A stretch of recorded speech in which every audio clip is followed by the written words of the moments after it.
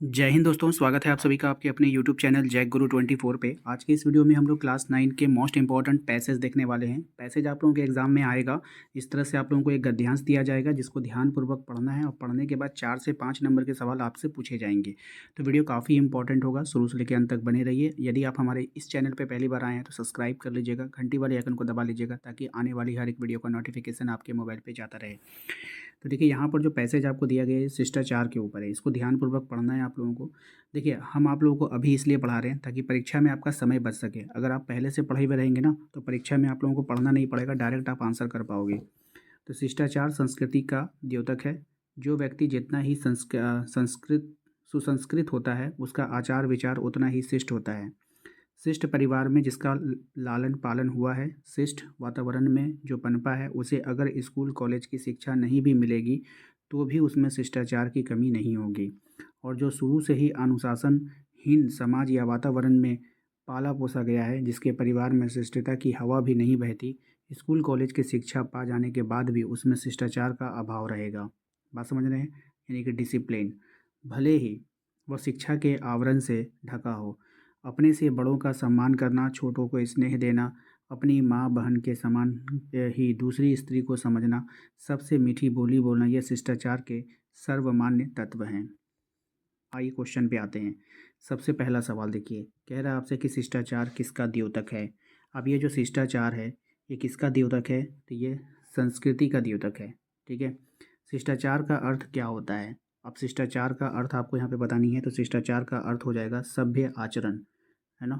शिष्टाचार का सर्वमान्य तत्व क्या है, तो शिष्टाचार का सर्वमान्य तत्व होता है यथा योग्य आदर, ऑप्शन नंबर बी।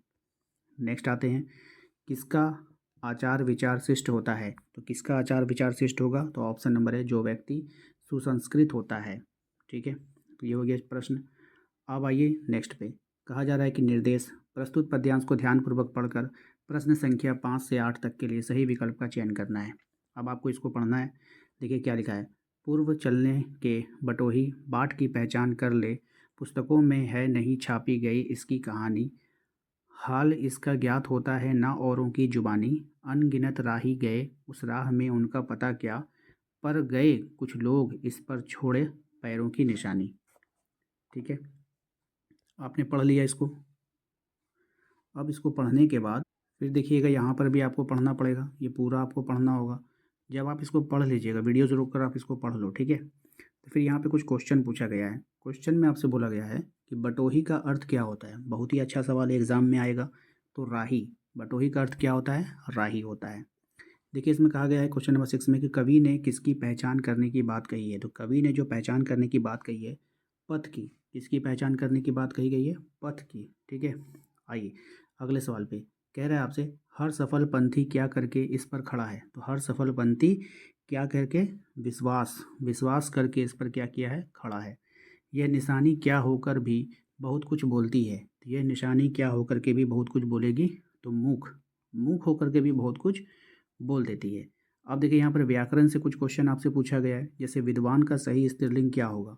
ये विद्वान वर्ड है ना, इसका स्त्रीलिंग बताना है। ठीक है, तो विद्वान का स्त्रीलिंग क्या हो जाएगा आपका, विदुषी। क्या हो जाएगा, विदुषी। ठीक है, आइए नेक्स्ट सवाल है आपका। कह रहा है आपसे कि मनुष्य एक डैश प्राणी है। मनुष्य एक कैसा प्राणी है, तो मनुष्य जो होता है ना, एक सामाजिक प्राणी होता है। ये काफ़ी अच्छा सवाल है, एग्जाम में बार बार आता है, देख के जाइएगा।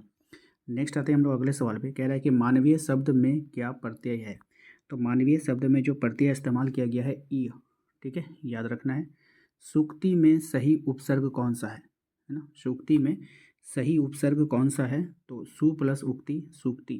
ठीक है, अगले सवाल पे आइए। अगला सवाल है हमारा, वह घर जाते ही काम में लग गया, ये कौन सा वाक्य है। तो वह घर जाते ही काम में लग गया, ये जो वाक्य है वो मिश्र वाक्य है। ठीक है, रचना की दृष्टि से वाक्य के कितने भेद होते हैं। तो रचना की दृष्टि से वाक्य के जो भेद होते हैं वो 3 भेद होते हैं, याद रखिएगा। ने चिन्ह का प्रयोग किस कारक में होता है। तो देखिए कर्ता ने, कर्म से, तो ये सब आपको याद करना पड़ता है। तो कर्ता में होता है, ने चिन्ह का प्रयोग किस में होता है, कर्ता में होता है। अगले सवाल पे आइए। अगला सवाल है हमारा कि नीचे लिखे गए वाक्यों में शुद्ध वाक्य कौन सा है। तो नीचे लिखे गए वाक्यों में जो शुद्ध वाक्य है आपका, वो है आपका, मीरा ने भजन नहीं गाया, ऑप्शन नंबर डी।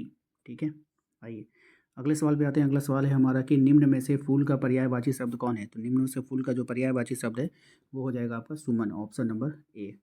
नेक्स्ट आते हैं हम लोग अगले सवाल पे। अगला सवाल है हमारा कि प्रसाद प्रसाद शब्द युग्म का सही अर्थ क्या होगा। तो इसका राइट आंसर हो जाएगा आपका ऑप्शन नंबर ए, उपनाम महल। ठीक है।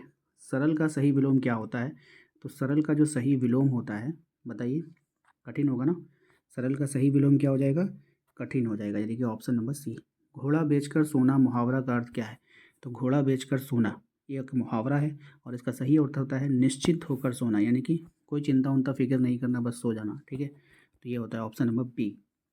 तो दोस्तों आशा करते हैं कि आप लोगों को आज का ये वीडियो पसंद आया होगा। वीडियो अच्छा लगा तो प्लीज़ वीडियो को लाइक करना बिल्कुल भी ना भूलें। चैनल को सब्सक्राइब कर लीजिए, ये हमारा सेकंड चैनल है। और मेन चैनल पर अगर आप जाना चाहते हैं अपनी परीक्षा की तैयारी करने के लिए तो आपको यूट्यूब पे सर्च करना होगा जयपुर, जहाँ पे आप लोगों की पूरी तरीके से तैयारी कराई जा रही है। ठीक है, तो उस पर भी विजिट जरूर कीजिएगा। मिलते हैं नेक्स्ट अगले वीडियो में। Thank you.